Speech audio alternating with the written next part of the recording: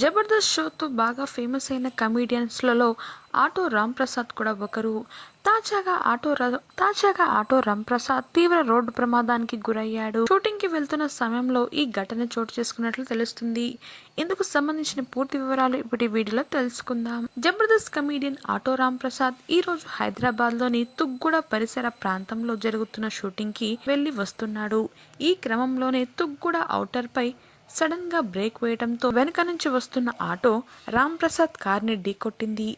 దీంతో రాంప్రసాద్ కారు ముందుగా వెళ్తున్న వాహనాన్ని బలంగా ఢీకొట్టింది. ఈ ప్రమాదంలో ప్రయాణికులు స్వల్ప గాయాలతో బయటపడ్డారు. ఇక రాంప్రసాద్ కి కూడా గాయాలైనట్లుగా సమాచారం.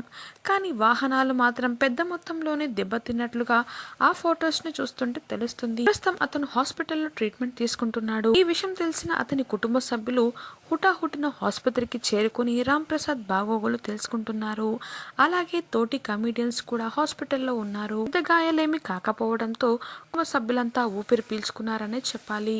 ఇదిలా ఉండగా ఆటో రాంప్రసాద్ ఈ మధ్య సినిమాలపై ఫోకస్ చేస్తున్నాడు. ఈ క్రమంలోనే యాక్టింగ్ పై మాత్రమే కాకుండా డైలాగ్ రైటర్ గా కూడా అవకాశాల కోసం ప్రయత్నిస్తున్నాడు. అయితే రాంప్రసాద్ ఎక్కువగా జబర్దస్త్ షో ద్వారా బాగా పాపులర్ అయ్యాడు. ఈ క్రమంలో తన ఆటో పంచ్లతో ఆడియన్స్ ని బాగానే అలరిస్తున్నాడు.